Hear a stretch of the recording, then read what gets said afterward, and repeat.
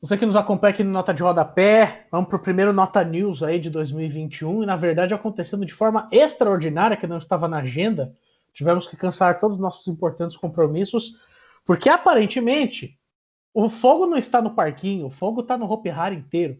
E os Estados Unidos resolveu entrar num colapso e a gente está aqui para comentar. Então, além de mim, aqui a gente tem o prazer de estar com os historiadores Roger Camacho, André Fernandes e Samuel Rocha Ferreira, para falar que, enfim, o Capitólio foi invadido e, pela primeira vez, acho que desde 1777, os Estados Unidos está tendo um problema, um risco grave com a sua democracia política, né? Se eu posso assim dizer. Já tem problemas sérios com a democracia em vários outros aspectos, mas na política formal é algo sem precedente. Então, para quem está entrando, assistindo, aconteceu que um grupo grande de manifestantes pró-Trump invadiram o Capitólio quando ia ser certificado a vitória do presidente eleito Joe Biden, que é dos democratas.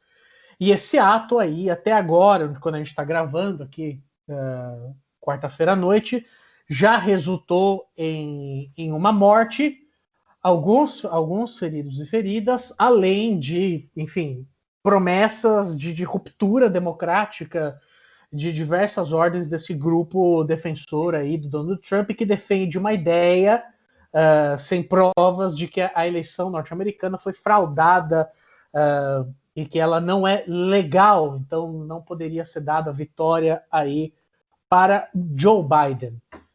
Eu não sei nem o que começar a falar, então eu vou pedir aí pro Samuel começar aí nos dando um pouco da sua visão, da sua análise do rebosteio todo que está acontecendo nos Estados Unidos. Uma vez eu agradeço, né, o convite do Jonathan para participar aqui, enfim, para comentar isso. Essa situação absolutamente, enfim, inesperada um pouco, né? Mas eu acho que tem alguns elementos que eu acho muito preocupantes, né? Primeiro, essa discussão sobre a eleição ter sido roubada, né, ela ter sido trapaceada, tem uma questão desse discurso que reverbera diretamente o que está acontecendo hoje, que não é só o protesto. As pessoas não estavam assim, a eleição foi trapaceada, estamos aqui indignados com isso. Quando Trump falava disso, ele apontou cidades como cidades mais corruptas dos Estados Unidos, as cidades que têm maioria negra. Então, algumas cidades, né? Então, Jason Stanley faz um apontamento muito interessante em relação a isso, de associar a participação negra na política institucional norte-americana com a corrupção. E aí, por outro lado, você tem então também, não só como uma reação, mas também, porque é algo mais complexo do que isso, mas esses grupos eles estão, digamos, supremacistas brancos, e a questão da corrupção, portanto, não é só do voto, mas também de uma participação negra que foi muito, muito considerável. Né? Então, há um elemento do supremacismo branco, o elemento racial enfim, que não pode ser subestimado.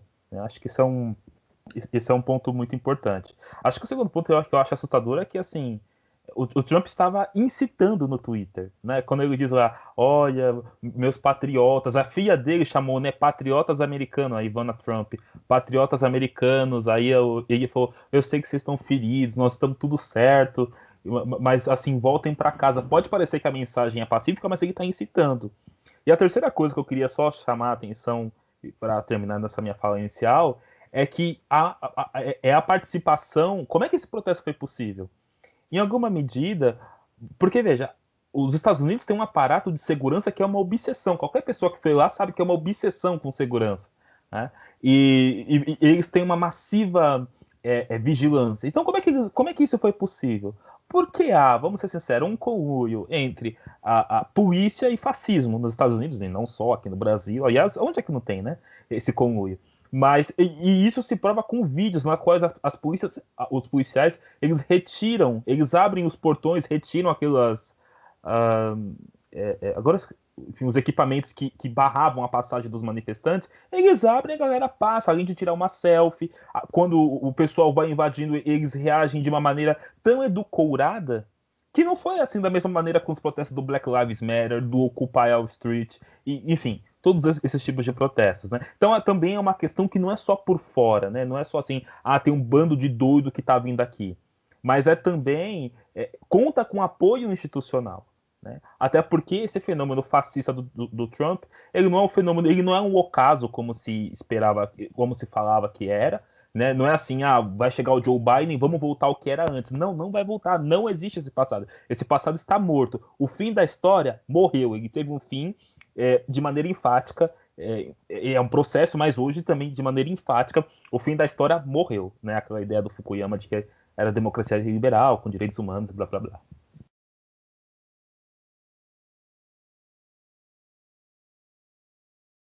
André, o que você tem a dizer aí sobre isso?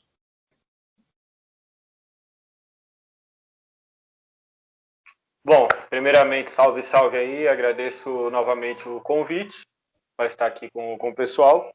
Eu estou muito contemplado pela fala do Samuel, né? Acho que todos os elementos que ele apontou aqui são de grande importância para a gente considerar este fenômeno ocorrido hoje, né? Que surpreende em alguma medida, pero no mútil, né?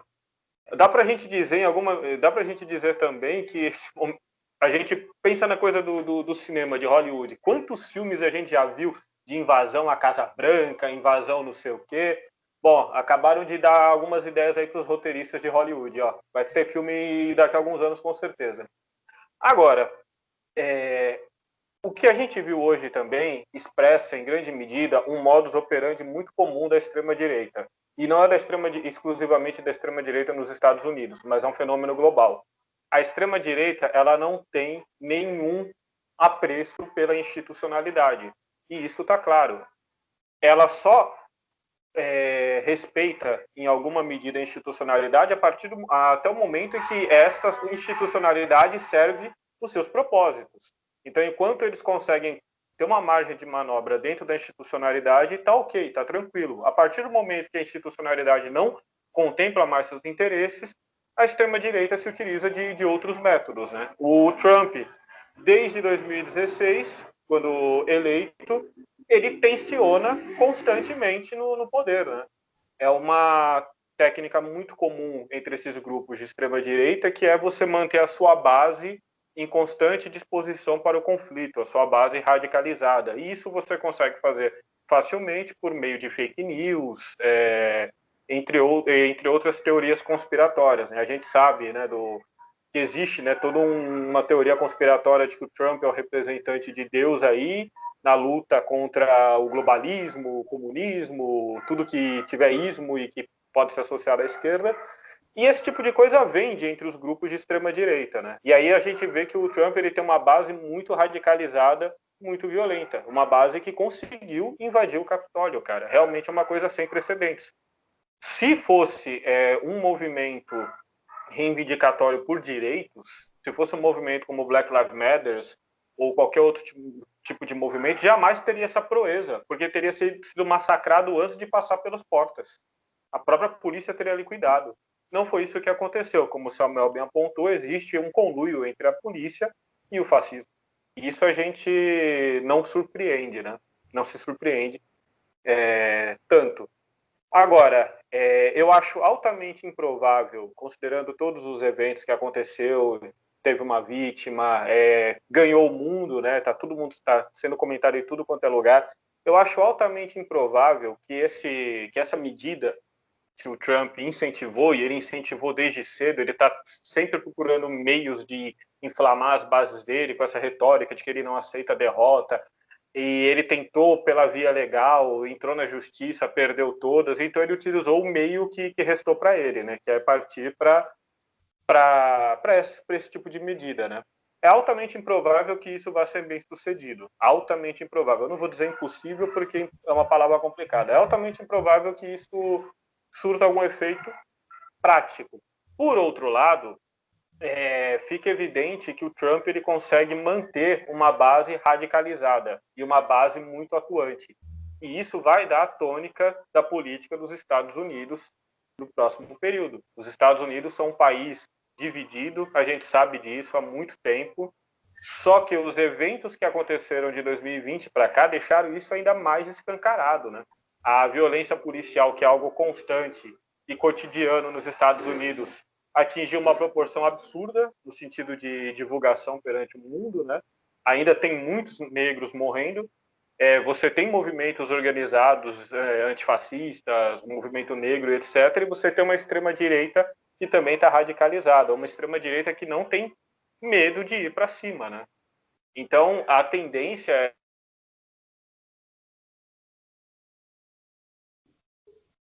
O Ed travou aí para vocês também? Sim, travou. Ed está out aí. Quer dizer, ele está online aqui, mas travou. Roger, vai nos falando os seus comentários iniciais aí, e aí depois a gente termina de ouvir o Ed. Claro. Uma coisa que o Ed quer terminar antes que eu comece? Ed está de volta. Temos Ed. Eu fiquei falando, não sei nem onde eu parei, cara. Você parou... Mas, se quiser concluir? Eu acho que você estava para concluir mesmo. Eu espero. Não, acho que é melhor passar para o Roger, porque eu não sei onde eu parei, eu não sei a partir de onde eu posso concluir, porque eu já concluí, na verdade. Eu não sei o que falar. Você vai falar bastante ainda hoje, Ed. Vamos lá, Roger. O que aconteceu hoje parece cômico, mas é trágico. Me lembrou aquela cena do filme Marte Ataca, quando os extraterrestres põem fogo no Capitólio. E aí fica aquela coisa toda assim, né? Ai, meu Deus, o que está acontecendo? Todo mundo assistindo pela televisão.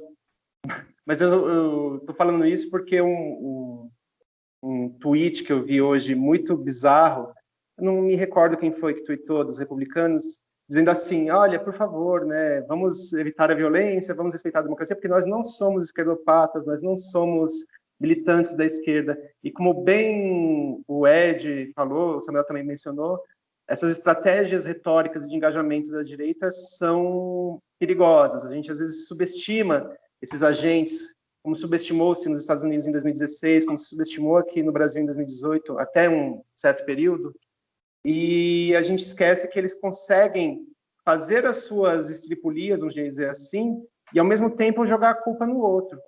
Né? Sempre vai ter esse engajamento, que nem a gente pegou esse vídeo do Trump, né, bizarro, pífio, dele dizendo, voltem para casa, mas ao mesmo tempo insuflando, mas depois fala, não, eu não disse isso.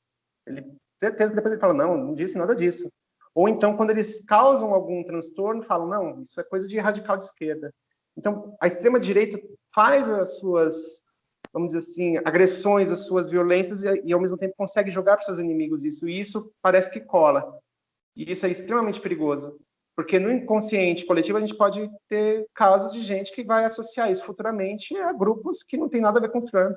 Não necessariamente de esquerda, mas vai tentar desligar dele essa imagem futuramente, talvez. Não só entre os apoiadores, mas é tomar cuidado com a forma como a gente constrói a nossa visão dos fatos agora, para que no futuro não acabe por cair assim numa mera narrativa vazia. E como o Samuel falou no começo, a questão racial é muito presente, né? Eu vi tweets daqui do Brasil mesmo, da Samia Bonfim e de outros parlamentares do PSOL, falando sobre como o privilégio dos brancos ficou escancarado nos atos de hoje. Como o Samuel falou, como o Ed também falou, você vê o pessoal entrando no Capitólio e os policiais ali praticamente fazem um carinho neles, dizendo, olha, por favor, galera, não faça isso. E se fosse um movimento como Black Lives Matter ou outros, teriam sofrido agressões, teriam sido massacrados, até tomado tiros. Teria sido um massacre não só no sentido de agressão, mas de morte mesmo.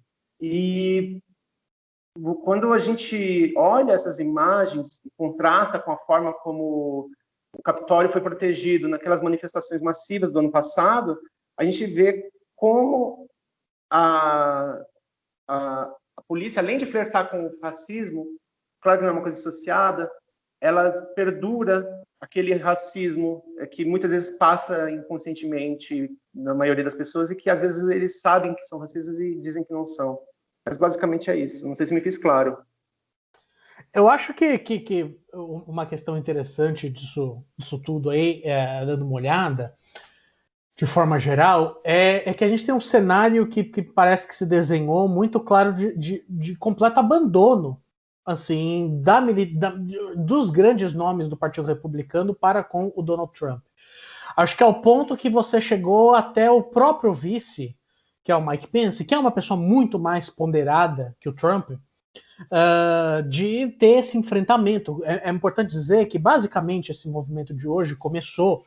Para mim, ele não começa na invasão do Capitólio, mas ele começa na briga mais cedo que ocorreu entre o Trump e o Mike Pence, de que o Trump cobrou do seu vice uma ação enérgica e que ele não reconhecesse a vitória do Biden. É importante dizer que o vice-presidente dos Estados Unidos ele tem uma atuação como se fosse uma espécie de presidente do Senado. Então, é ele, por exemplo, que testifica a vitória do presidente eleito na última eleição. É importante dizer que, por exemplo, em 2000, o Al Gore ele era o vice-presidente dos Estados Unidos, o vice-presidente do Bill Clinton. Ele foi derrotado pelo George W. Bush em uma eleição que provavelmente ele venceu, mas ele desistiu da recontagem por conta do estresse que isso estava gerando na instituição.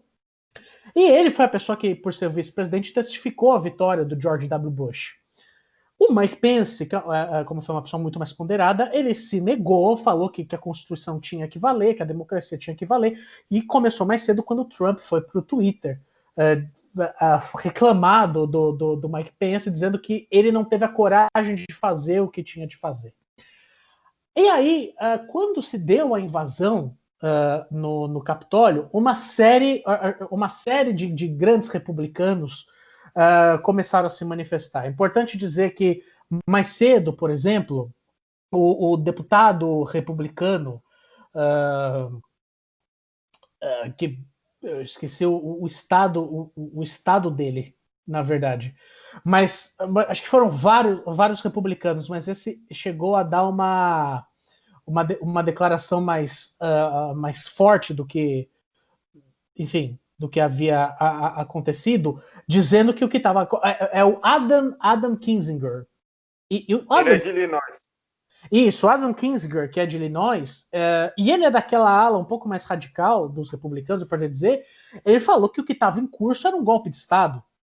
Agora há pouco, o Phil Scott, que é governador de Vermont, e é um governador do Partido Republicano, disse que o Trump precisa ser removido da presidência.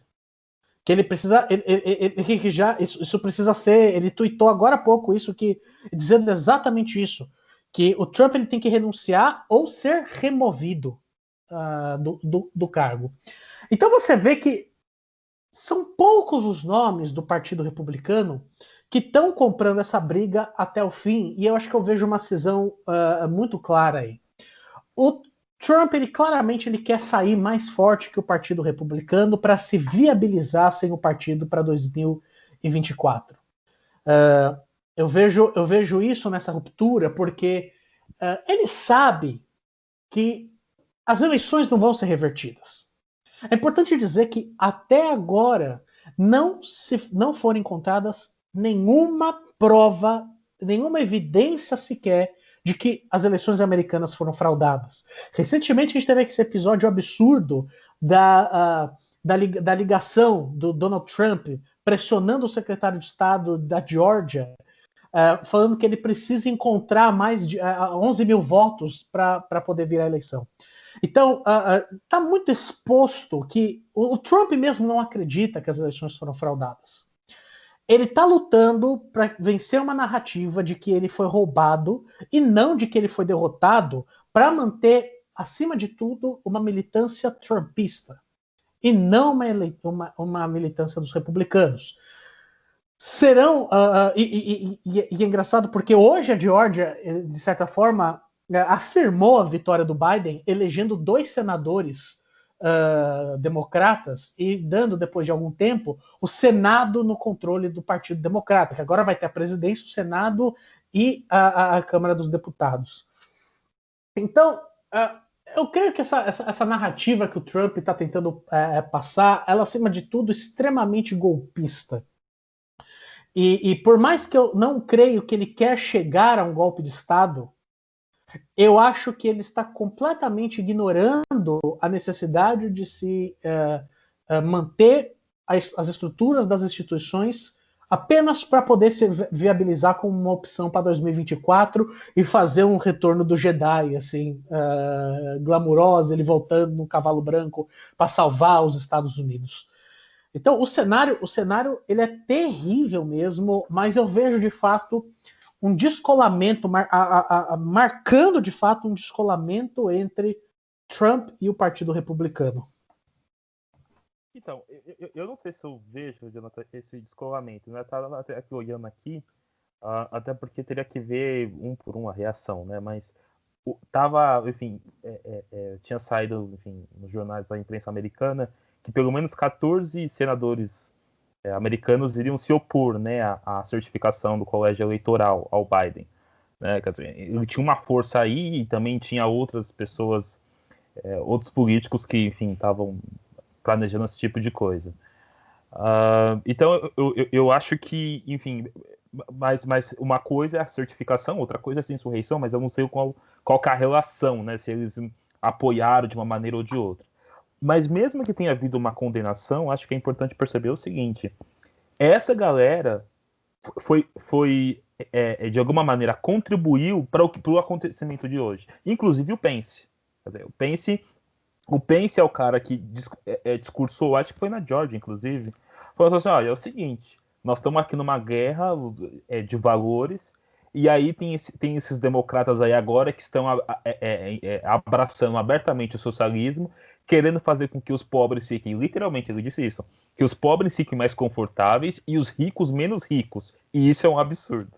Né? Ele disse isso literalmente. Estou falando isso porque não é porque eu li, é porque eu assisti o discurso do Pence falando.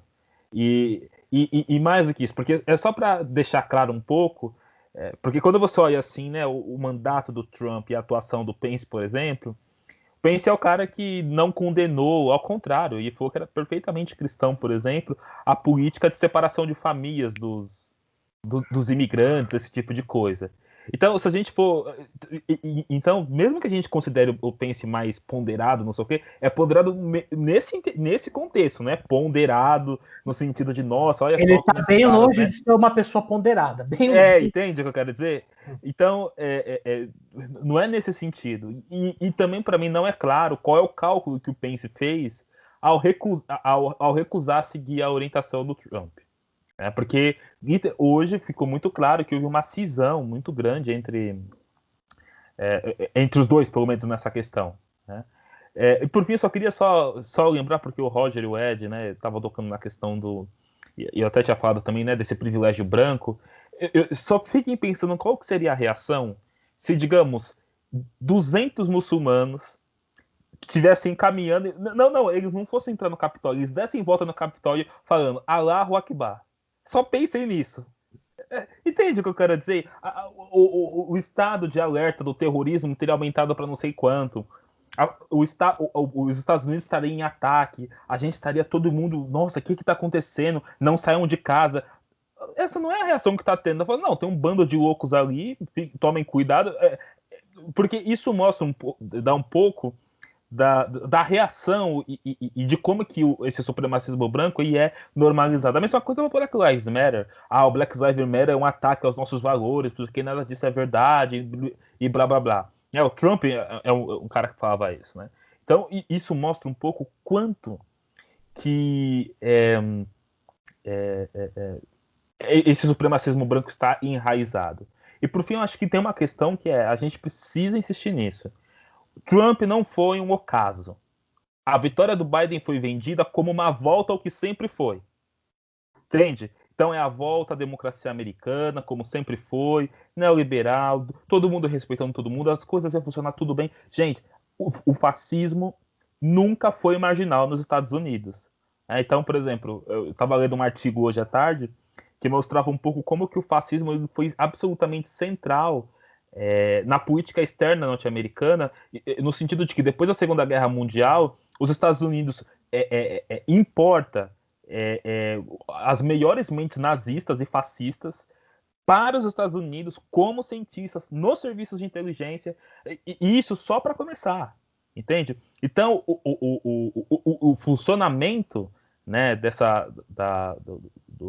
enfim, liberal não pode impedir de perceber que houve um casamento, que ninguém nunca exatamente, que a gente não falou, pô, tem um monstro fascista aqui. Não, ao contrário. Porque esse fascismo, ele serviu como justificativa para poder combater os inimigos do liberalismo, que no caso era o comunismo. Não é? Então é preciso. E o comunismo como essa coisa ampla, incluindo, por exemplo, movimentos antirracistas no interior dos Estados Unidos e fora. Então acho que a gente não pode achar que o Trump é um ocaso. Ele não é. Na verdade, ele faz parte de uma longa tradição. Não por acaso que o slogan lá da campanha dele, né, de fazer a América grande novamente, tinha ecos nos movimentos fascistas norte-americanos da década de 30. Eu acho muito importante o Samuel trazer essa questão, né? A gente tem que considerar que realmente não é um ocaso, não foi um ponto fora da curva. Na verdade, ele tem toda uma tradição aí.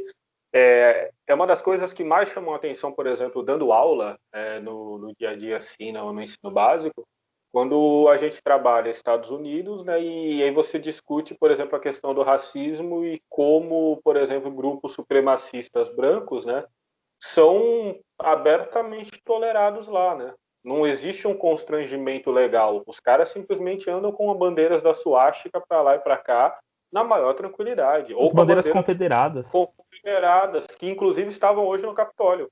É um símbolo que não morreu. Então, isso é muito importante da gente considerar. Não se trata de um ocaso. A gente pode pensar, inclusive é um fenômeno muito interessante. A gente tem que pensar na questão interna dos Estados Unidos. O Trump, ele reflete algo que é próprio da história norte-americana, e também se trata de um fenômeno que ganhou o mundo, né? Porque a gente viu pipocar governos de extrema-direita, com as suas devidas particularidades, obviamente, em vários cantos do mundo, né? Então, é um sintoma realmente da nossa época. Acho que o fascismo ele nunca esteve tão atual como está agora, né? Tirando na época dos anos 30, 40, obviamente, né?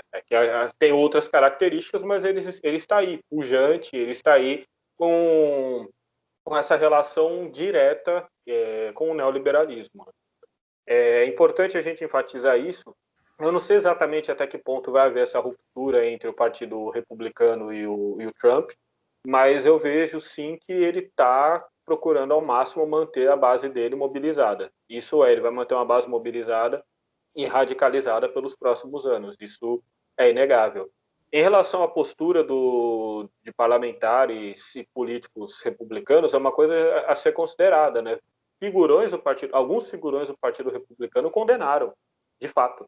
Outros figurões iam dar apoio para ele, né? Ted Cruz, por exemplo, falou que ia ser um dos políticos que contestaria a legitimação da vitória do Biden, né? Isso não significa que ele apoiava a insurreição, né? Isso que eu estou dizendo. Mas é que é um fenômeno muito mais complexo que está em jogo. Mas ele disse, mas o Cruz disse para a CNN, assim, quase durante a insurreição, que, olha, a certificação não pode acontecer, porque nós temos, acho que 30 e poucos % dos americanos que acham que a eleição foi fraudada, portanto ela não pode acontecer. Isso durante a insurreição. Como é que você lê isso? Eu leio isso como apoio, não é? Que nem o Trump que tweetou agora há pouco, é que o Twitter apagou alguns tweets do Trump hoje. Mas ele tweetou agora há pouco falando que o que aconteceu hoje é o que acontece quando uma democracia é fraudada, quando acontece isso nas eleições democráticas. Então ele fica então na verdade ele passou o tempo justificando o porquê que aconteceu isso, mas sem condenar. É que nem o vídeo que ele fez mais cedo também, que o Facebook e o Twitter também apagaram, dizendo que, olha, patriotas, eu sei que o que aconteceu é injusto, o sentimento que vocês têm dessas eleições fraudadas. Então é aquela coisa do tipo, olha, não vou apoiar abertamente, mas também não vou condenar. Assim, o que vocês estão fazendo é justificável. Então, esse é o ponto. Tá ensaboando. Ele fica ensaboando, ele fica com essa postura sem mostrar um apoio explícito, de fato, mas também sem condenar, porque ele se alimenta disso, né? É uma coisa que se retroalimenta. O que a gente não pode deixar de considerar é o seguinte: a democracia, eu vou fazer o sinalzinho de aspas aqui, porque eu também tenho várias críticas ao sistema político dos Estados Unidos, mas ele nunca ficou tão desprestigiada como ficou agora, no sentido de que sempre se vendeu aquela imagem de que os Estados Unidos era a democracia mais pujante do mundo, era a maior democracia do mundo. Você vê hoje o pessoal da Globo News desesperado lá com o que aconteceu. Não, eu já vi isso acontecer em outros lugares do mundo. Nos Estados Unidos é impensável. Você vê o descrédito que isso aconteceu. Mas é um fenômeno proposital, né? O Trump ele já vem preparando esse terreno muito antes até das eleições. E é uma coisa que a gente tem que considerar na extrema-direita novamente. Eu quero chamar a atenção para esse ponto, né? O golpismo intrínseco para atender seus interesses. A gente faz um paralelo com o Brasil, por exemplo, e esse paralelo acaba sendo inevitável. A gente viu nas redes sociais muita gente falando como vai ser em 2022, etc. O próprio Bolsonaro, ele já tinha uma retórica golpista antes mesmo dele tomar posse. Nas eleições, antes mesmo do seu resultado do segundo turno, ele já falava, não, se eu perder, eu não vou reconhecer a vitória, porque eu ganhei no primeiro turno. Então você tem uma retórica constante de golpismo, uma retórica constante de tensionamento das instituições, né? E aí a gente vê que essas instituições elas saem cada vez mais fragilizadas. Os Estados Unidos vai sair um país muito mais fragilizado do que era. O que o Samuel fala, eu reitero, né? Esse passado aí de que as coisas iam ficar tranquilas com o Biden já era. Trumpismo, bolsonarismo e afins são fenômenos que vão durar para além do sistema político, para além do cargo que eles ocuparam. É um fenômeno que a gente vai ter que se defrontar por muito tempo ainda e que não vai encontrar limites apenas pela via da institucionalidade. Aí eu quero chamar a atenção para umas discussões muito interessantes, né, relacionadas a como que as esquerdas veem esses fenômenos e como reagem, né, que muitas vezes se espera uma resposta pela institucionalidade que claramente não é possível. Os limites estão dados, cara. A extrema-direita ela não tem nenhum apreço pela institucionalidade. Se ela quiser atropelar, ela atropela. Atropelou hoje. Então, se as esquerdas, da mais radicalizada a mais moderada, ficar simplesmente esperando a possibilidade de barrar o fascismo nas urnas ou por meio de processos de impeachment e afins, vai tomar pau. Vai tomar pau por muito tempo, porque não tem como. A questão é muito mais complexa do que isso e passa por uma oposição muito mais radicalizada envolvendo outros elementos da sociedade, elementos que historicamente eram muito mais fortes no passado que hoje estão em grande crise, como os sindicatos e outros movimentos. Enfim, é mais ou menos isso que eu queria apontar agora.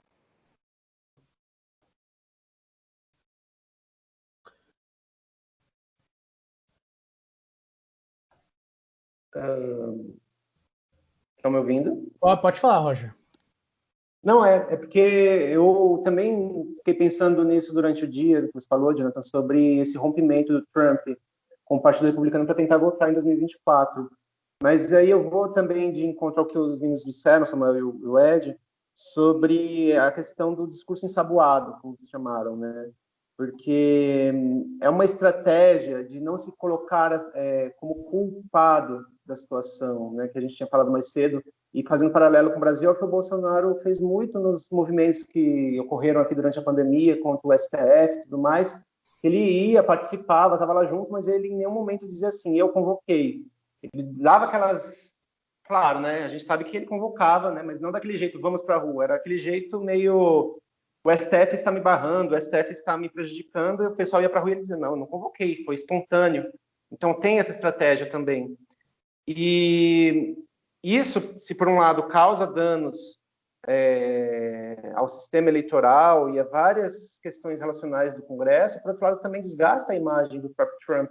Eu estou vendo aqui no Twitter agora há pouco uma deputada republicana, não sei de que estado que é, o nome dela é Katie Rogers, ela acabou de dizer que não vai apresentar objeções. Ela ia apresentar objeções, né, na votação, na homologação dos votos do colégio eleitoral, e ela disse que não, que agora ela vai só confirmar, né? E o caso do Ted Cruz, né, como a gente acabou de falar também, ele ao mesmo tempo que dizia ser contra esses atos, ao mesmo tempo dizia que a eleição era fraudulenta, mas por outro lado ele também tem nesse processo ele se distancia um pouco da imagem do Trump, talvez até para tentar se colocar como sei lá, estou aqui divagando, como um possível candidato futuramente também, né? Porque a gente sabe que essas pessoas, muitas vezes, elas não têm um interesse só na imagem do Trump, mas até mesmo em autopromoção. O eleitorado dele...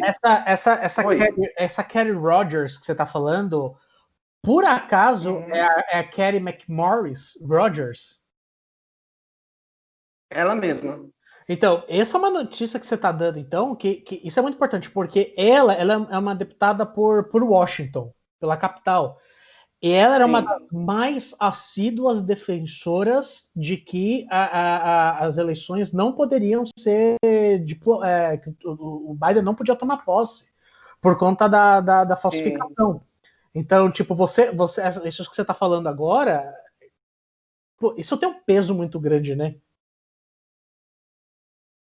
Sim, porque se ela toma essa atitude, com certeza alguns, não digo todos, mas uma parte dos republicanos que iriam apresentar objeções também se acuam, né? Vão dizer, não, né? Vamos deixar quieto. Mas voltando ao que eu estava dizendo, eles também têm um interesse de autopromoção. Então, assim, o eleitorado do Ted Cruz se assemelha um pouco ao eleitorado do Trump, se a gente for parar para ver. Então, quando ele vai e legitima muitas dessas atitudes, não é só para defender o Trump, mas até mesmo para se pensar como viabilidade, não só para 2024, mas para eleições futuras.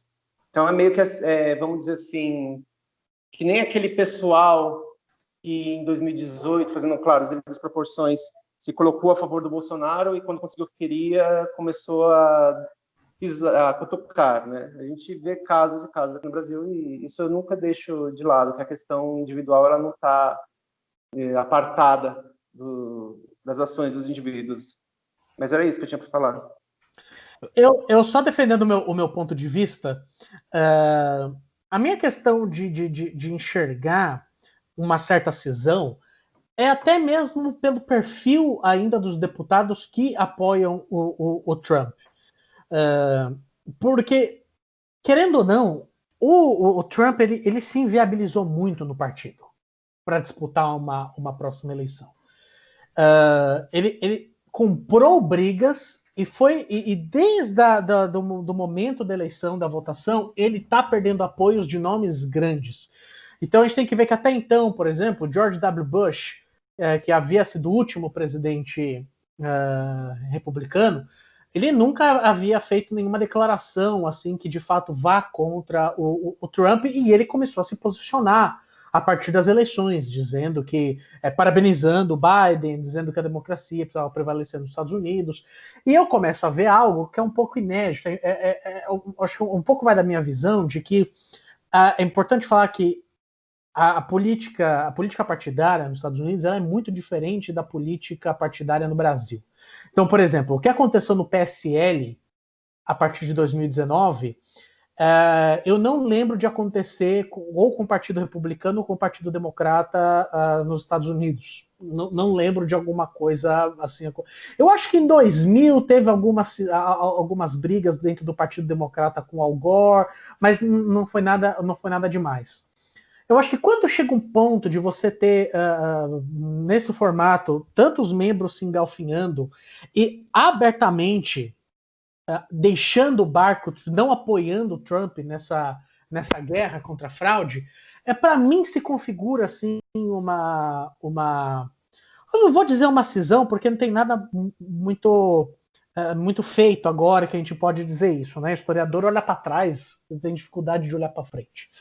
Mas o que eu vejo da minha visão é de que ele está muito inviabilizado dentro do partido. É importante dizer que há prévias no partido. Não é um presidente, um mandatário do partido que decide o candidato. São prévias. É a militância do partido.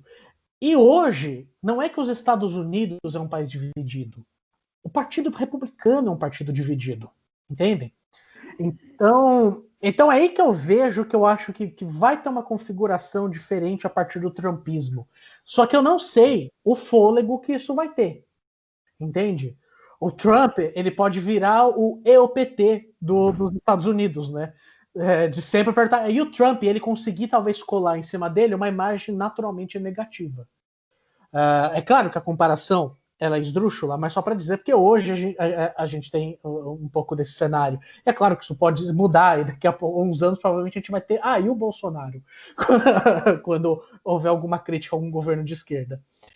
Então, enfim, eu não sei o quanto o Partido Republicano vai aceitar, tá tão ligado com uma imagem que divide tanto quanto o Trump.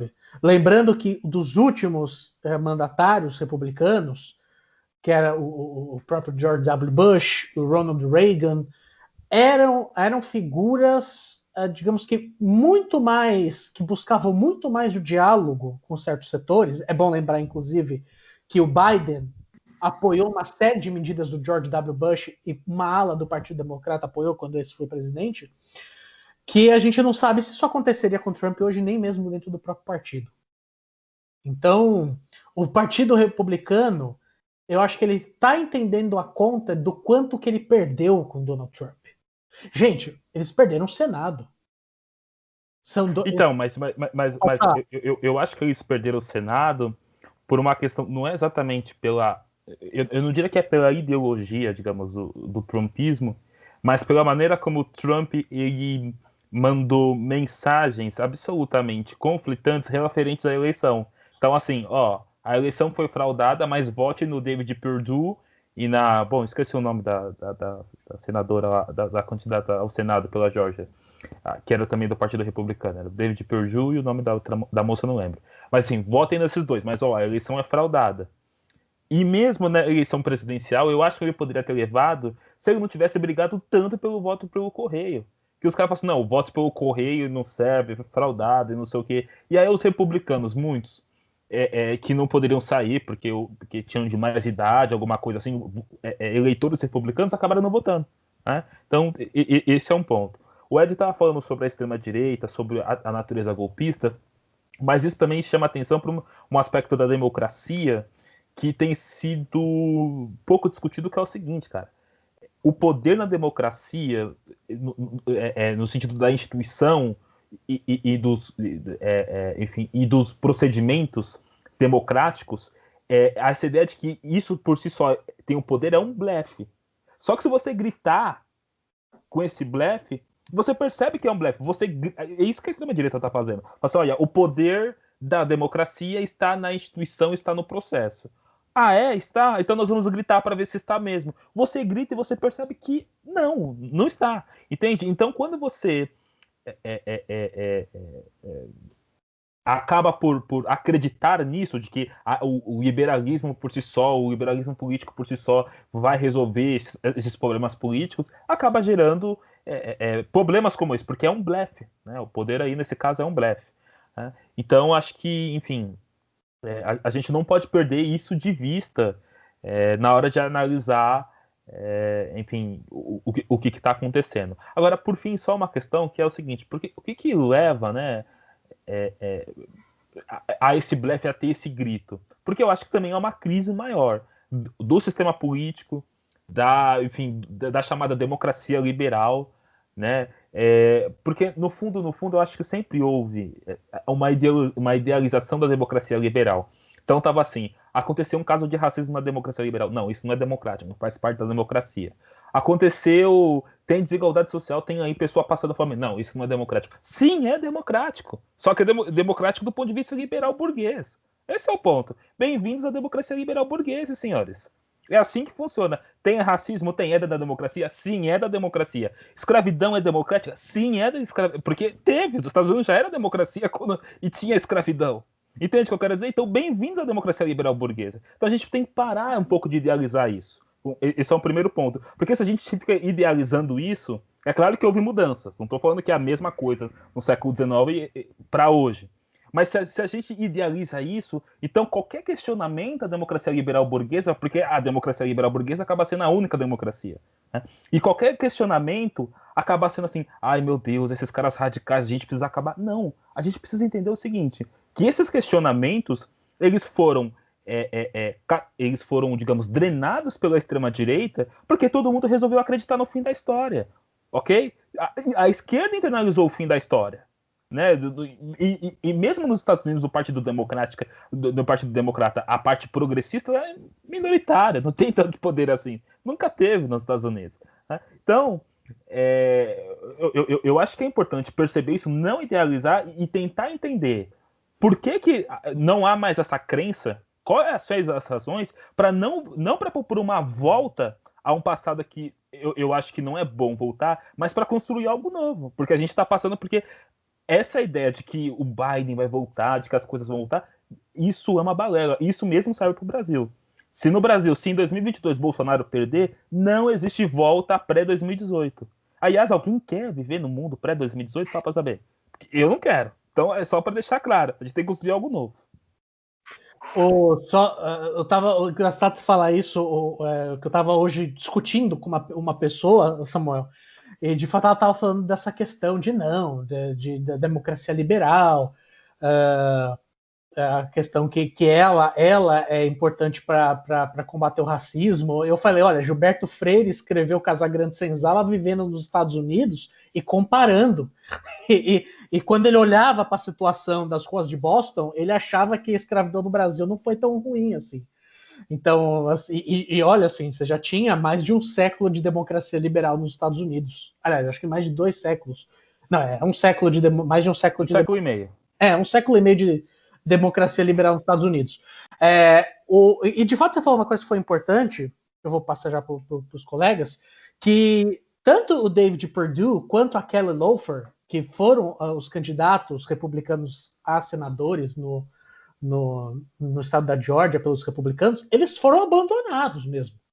É importante dizer que desde 92, 92, 96, que os democratas não ganhavam na Geórgia. E agora fizeram as 2 cadeiras. Eles foram abandonados exatamente, eu acho que foram 2 senadores, 2 candidatos, que viraram as costas um pouco pro Trump e não lutaram pela questão da recontagem, que as eleições foram fraudadas. Se o Biden ganhou por uma diferença de 11 mil votos na Geórgia do Trump, o Raphael Warnock ganhou da Kelly Loeffler por quase 70 mil votos de diferença. Entendem? Então, de fato, é complicado. Mas podem continuar daí.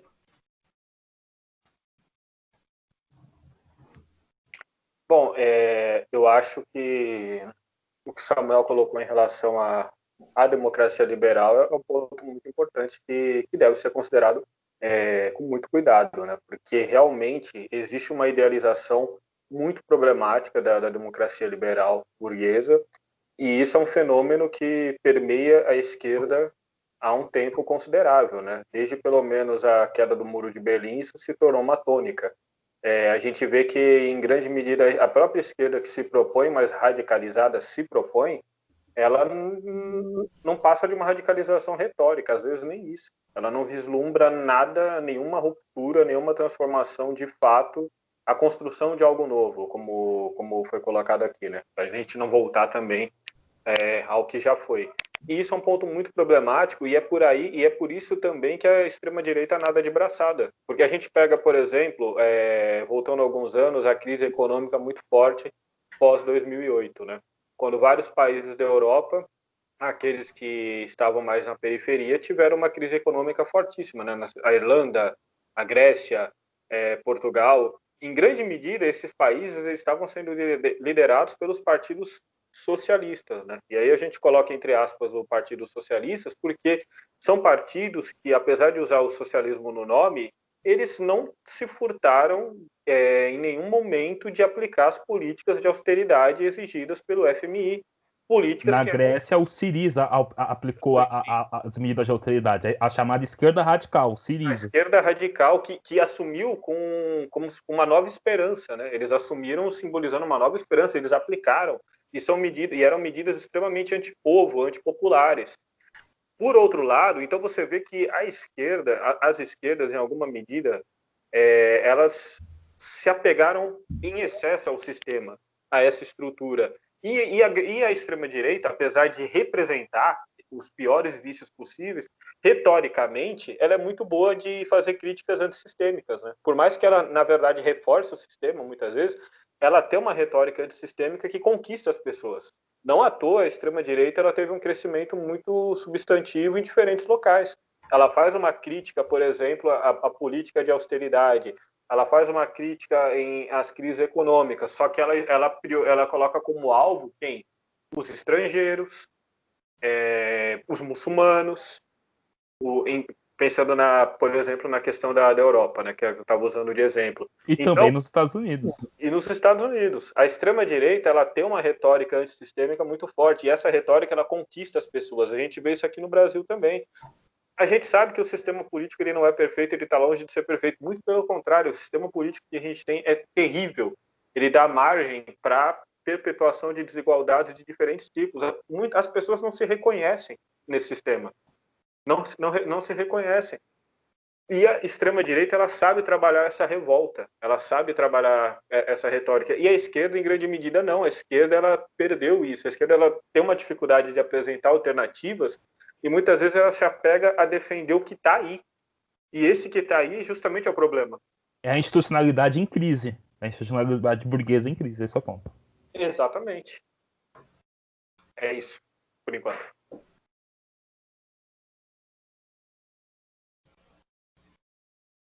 Se a gente for pensar que há uma metamorfose da esquerda, é só a gente retomar aqueles grupos dos anos 70, não digo aqui só no Brasil, mas anos 60, 70, de esquerda, não falo dos movimentos estudantis liberais dos anos 68, mas falo daqueles grupos que hoje em dia são taxados pela esquerda da atual geração como ortodoxos, como muito fechados, e eles tinham propostas de alternância, de mudança, como vocês bem falaram, de alternativas à democracia liberal burguesa.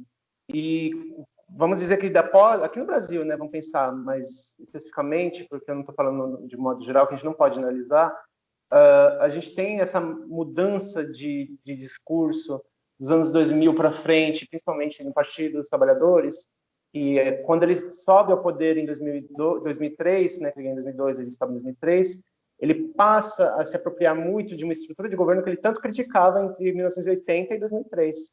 Aquela estrutura de governo, não digo só do regime militar, civil-militar, mas do próprio governo neoliberal que o sucedeu, do governo da FHC e tudo mais, eles tinham propostas, a princípio, de uma alternância, de uma reforma política. Eu lembro até que o Plínio ele fazia uma piada irônica em relação ao partido, dizendo que fariam a reforma agrária numa canetada. Ele fala, acho que perderam a caneta, porque a reforma nunca saiu, estou esperando. Então, ele se acomodou ao poder. Então, eu falo aqui do caso do Brasil, mas isso é visível. A esquerda perdeu essa capilaridade, perdeu essa capacidade de absorver essas demandas, essa revolta e esses anseios que muitas vezes estão entre as camadas populares, né? Porque uma coisa que eu vejo muito da esquerda também, quando ela ataca esses discursos golpistas, é ela colocar como se fosse só a elite que estivesse engajada nisso. Claro, a elite tem seus interesses no fascismo, mas a gente tem que ver que, infelizmente, muitos das pessoas mais pobres compraram esse discurso também. Não falo só do conservadorismo religioso, mas até mesmo do discurso antissistema. Porque, como vocês falaram, essas pessoas não se reconhecem tanto no governo, ou, vamos dizer assim, no Senado, ou no Congresso, ou até mesmo nas instâncias municipais, estaduais. Eles colocam-se como distantes do poder, como se o poder fosse, e realmente é, porque eles estão excluídos.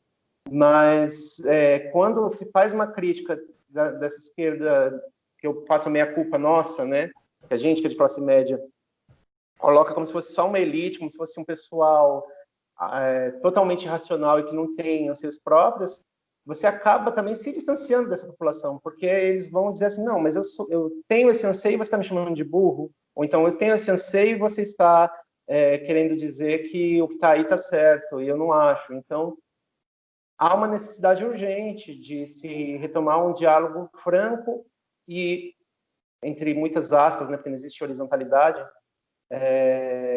mais próximo com essas camadas.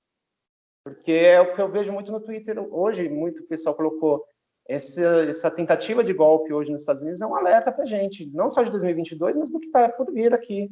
Não que vai ser igual, porque os fatos não se repetem, mas é um alerta. Se chegou nesse ponto lá, o que garante que não pode ser pior? De igual para pior. Né? Claro, o sistema eleitoral é diferente, não tem uma certificação, assim, mas podem haver atos tão pesados quanto ou até um massacre, né? Não digo assim, né? Vamos pensar bem pessimista, né? Mas é isso. Só para vocês ficarem a par, o Twitter acabou de anunciar que a conta do Donald Trump está bloqueada por 12 horas e que, permanecendo, eu acho que alguns tweets que ele precisa apagar, caso não forem apagados, a conta vai ser deletada. É bom avisar que o Twitter está atrasado há alguns anos para fazer isso, mas tudo bem. Muito atrasado, mas glória a share. Pois é, uma outra informação é que Washington está sobre toque de recolher, né, a cidade de Washington. Uhum. Então, por causa, enfim, dos manifestantes, né, que estão manifestantes, dos fascistas que estão por lá. Aliás, essa é uma outra questão, né? Porque o desafio que a gente tem muitas vezes, né? E isso ficou claro na maneira como a vitória do Biden foi encarada, é a ideia de que o fascismo ia derrotado pelas urnas. Então você vai lá, tem o fascismo, um cara que vai sempre tensionar as regras, vai sempre. Ele sabe que as regras do jogo é baseada num blefe, então ele vai usar isso contra. Em alguns casos vai corroer por dentro, né? Em alguma medida, numa descrição que bate com aquilo que aqueles autores do Como as Democracias Morrem descreveram. Mas o que eu acho interessante é porque isso é uma ilusão e a gente precisa aprender. Essa é uma das primeiras lições. Fascismo não é derrotado, você vai lá na urna, parará, e aí está derrotado. Isso não existe. Né? E esse ressentimento social que a gente vê, por que é importante compreender essa questão de por que a democracia está em crise, por que não há uma crença mais de que o sistema funcione? Porque as pessoas que apontam isso não são pessoas naturalmente fascistas, naturalmente de extrema-direita. As pessoas estão procurando uma solução, alguém que fale das suas angústias, das suas inquietações. Claro que há pessoas que são assim, fascistas, claro que há. Pessoas que se apoiam no racismo, pessoas que se apoiam nesse mundo que hoje a gente viu representado no Congresso americano, de um passado patriarcal, branco e cristão. Sim, é verdade. Mas isso não é exclusivo desse pessoal. Né? Então, há um ressentimento, há uma, enfim, uma indignação justa de amplos setores da população. E é necessário que haja uma alternativa, uma solução para esses setores da população. Um setor é fascista, mas é um setor não fascista que pode, inclusive, ser permeado por essas ideias. Né? Pode ser, digamos assim, se aproximar um pouco mais dessas ideias. A gente precisa desenvolver isso para não só disputar e também direcionar essa indignação da maneira que eu acredito que seja correta, apontando quem são, de fato, os verdadeiros inimigos. Né? Então, acho que isso é um ponto que é preciso esclarecer, enfim, a gente precisa ter isso muito claro. Bom, eu vou me encaminhar aqui já para o final. Eu queria pedir uma fala de cada um, e principalmente queria deixar uma pergunta para cada um, no sentido de que o que aconteceu hoje nos Estados Unidos, o que está acontecendo, influi para a nossa realidade, no sentido, qual que é Trump está deixando um roteiro, uma receita para 2022, o que de fato há do que vai se acontecer, do que pode ser, das possibilidades do que vai acontecer no Brasil, qual a lição que fica pro o pupilo do Trump, o Trump dos trópicos aqui no Brasil? Por favor, Ed, pode começar. Bom, essa preocupação ela foi a grande tônica hoje dos brasileiros e das brasileiras nas redes sociais, né? Existe toda essa questão realmente de que o Bolsonaro ele é um seguidor fervoroso do Trump, né? Inclusive o imitando frequentemente na retórica e em outras atitudes. Eu acho que não necessariamente é uma receita, né? Mas é possível. Na verdade, essa preocupação que a gente tem com como o Bolsonaro lidará com as questões em 2022 é algo que já vem de muito tempo e antecede mesmo as eleições dos Estados Unidos, né? Como eu coloquei, o Bolsonaro ele já tinha uma retórica golpista antes mesmo dele tomar posse, antes mesmo dele vencer o segundo turno. Então ele trabalha constantemente com essa questão do golpismo. A gente também tem que considerar que é o seguinte, né? Primeiro tem que ver se ele vai perder em 2022, se ele vai perder nas urnas, né? Ainda tem muita água para passar por baixo dessa ponte, tem muita coisa para acontecer, mas na hipótese dele perder, eu acho muito improvável que ele vá aceitar a derrota de bom grado. Eu acho muito improvável. Ele já dá mostras de que não vai aceitar, ele cria constrangimentos com aquela questão do voto impresso, ele cria uma série de constrangimentos. A gente esteve em alguns momentos em 2020 e em 2019 com o Bolsonaro flertando com o autogolpe, sim, por mais que ele não assumisse, flertou por muito tempo com a possibilidade de um autogolpe, não se consumou, mas ele tentou, e eu acho que essa retórica ela vai se manter para 2022, sim, até porque o Bolsonaro ele trabalha com a mesma lógica do Trump de manter as bases dele permanentemente mobilizadas. As bases dele estão em constante movimento, as bases dele são radicalizadas. Houve algumas baixas aí, algumas pessoas se decepcionaram com ele em alguma medida, tal, até porque ele acabou aderindo, né, a coisas que ele tinha negado no processo eleitoral, como, por exemplo, o Centrão. Antes, durante as eleições, ele condenava o Centrão. Recentemente, ele falou, não, pô, eu era um parlamentar do Centrão, porque eu era do PT. Então, isso desencantou algumas pessoas, mas em grande medida ele ainda tem um apoio muito grande, ele sabe manter as bases dele mobilizadas. Esse é o grande mérito da extrema-direita, né? Então, eu acho que o que a gente vê hoje, sim, pode ser um ensaio para 2022, com as devidas particularidades, porque ele não é o tipo de cara que vai entregar o cargo tão facilmente. Não estou dizendo que vai ser nos mesmos moldes, mas que aquela cerimônia tranquila de passagem de faixa de um para outro não vai ser tão simples assim, não. É interessante isso que a gente vai ver. Há um tempo atrás, pouco tempo atrás, os manifestantes bolsonaristas estavam atacando o STF, estavam atacando fisicamente o prédio do STF. E o que me fez lembrar, isso, assim, eram protestos, eles tendo o presidente.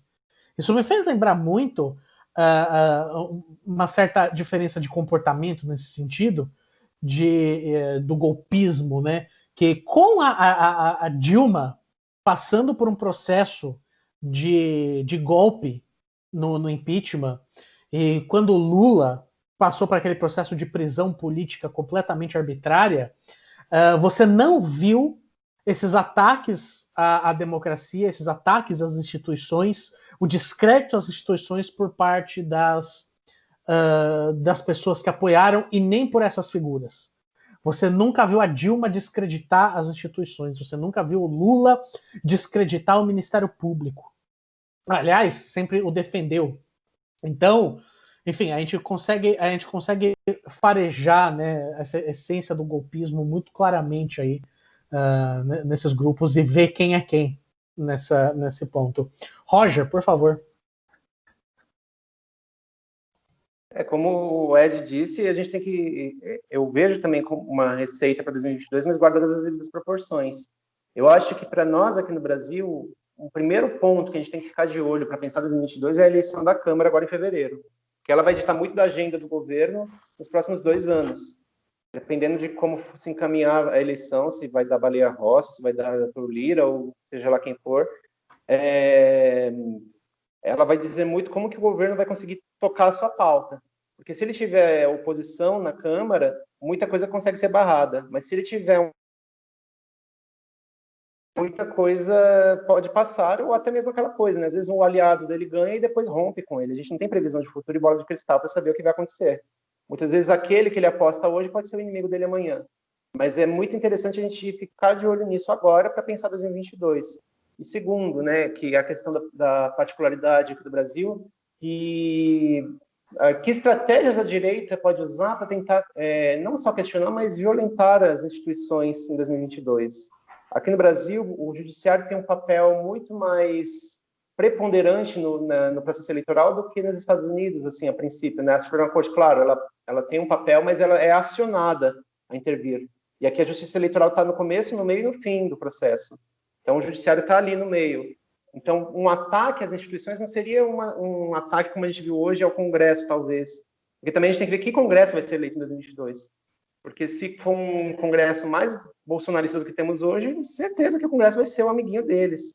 Então, é outra conjuntura, são outras possibilidades e outro sistema eleitoral, né? Porque, como a gente viu hoje, essa tentativa estapafúrdia de golpe não vai reverter nada, porque a cerimônia ela é basicamente um rito, né? Independente se ocorrer de tal forma ou de forma X ou Y, a eleição foi dada, o Biden ganhou. O máximo que pode acontecer, vamos pensar assim numa distopia, tipo eles terem que fazer uma sessão via Skype, que nem a gente está fazendo aqui, porque o Congresso pegou fogo, sei lá, mas o máximo, assim. O máximo. Mas assim, pelo que eu estou lendo aqui no Twitter, a Nancy Pelosi disse que assim que terminarem de limpar, ainda hoje ela volta à sessão. A Nancy Pelosi soltou um documento oficial mesmo como representante da casa que vai voltar ainda hoje. Acho que isso tudo que você falou, Roger, acho que vai muito de encontro de fato que não necessariamente o que acontece na eleição americana é um reflexo do que vai acontecer aqui, né? Eu acho que o caso Trump e Bolsonaro, ele é de um momento histórico muito específico no nosso percurso, né? Então, daqui a 2 anos, talvez a popularidade do Bolsonaro consiga se manter, né? Enfim. Samuel, para a gente encerrar suas declarações aí. Então, eu acho que, né, hoje eu vi muito no Twitter as pessoas falando, pô, isso que o Trump está fazendo, né, incitando, pode acontecer em 2022. Apresentando isso como se fosse um cenário negativo. E eu discordo, eu acho que é um cenário positivo, eu acho que é um cenário otimista esse, porque ele pressupõe que o Bolsonaro terá perdido. E isso é uma questão que ninguém exatamente tem certeza se vai acontecer, e hoje em dia, se tivesse uma eleição, eu apostaria as fichas que o Bolsonaro estaria vencedor, né? Acho que tem esse um ponto. Mas eu acho que para 2022 a gente precisa, acima de tudo, começar a pensar seriamente em algo que se tem patinado e se tem fracassado até aqui, que é de fato fazer oposição de verdade a esse governo. Algo que a gente não tem conseguido fazer.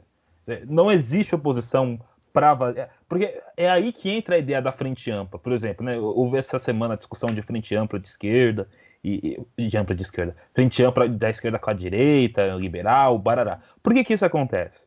Porque a esquerda não consegue fazer oposição, é simples. Se conseguisse fazer oposição para valer, a gente essa não seria a discussão, não estaria nesses termos, né? Então a gente precisa começar a pensar onde é que nós estamos errando, o que está acontecendo que nós somos incapazes de fazer oposição. E a oposição ela tem que ser feita, e é uma necessidade. Pode ser feita do ponto de vista institucional, mas também fora da institucionalidade. Por que é uma necessidade também fora da institucionalidade? Porque, primeiro, que, enfim, a gente tem várias demandas que a gente precisa organizar a partir da sociedade civil, como, por exemplo, a questão da vacinação, né? Enfim, dentro do Congresso, ok, mas fora também nós precisamos, né? Então, enfim, tem várias demandas, a gente precisa aprender a fazer uma oposição de verdade para a gente começar a ver uma luz no fim do túnel e, enfim, acabar com esse pesadelo que é o governo Bolsonaro. E só para terminar, só uma outra questão que as pessoas estavam falando, eu acho que tem uma diferença grande, que é, nos Estados Unidos, os militares, eu não acho que haja totalmente assim, não é que a maioria está pró-Trump, certo? Eu não consigo ver isso. Mas aqui no Brasil, do cenário político, o exército está muito próximo ao Bolsonaro. Então no cenário de 2022, quando o que aconteceu hoje, se acontecer em 2022, é o fim da picada, não vai ter mais o que fazer, porque os caras têm um exército também. Então se você tem uma manifestação massiva de uma extrema-direita radicalizada, mas o exército acabou, é diferente dos Estados Unidos, porque a conjuntura americana e brasileira não são iguais. De fato. Então, eu agradeço muito aqui aos meus colegas.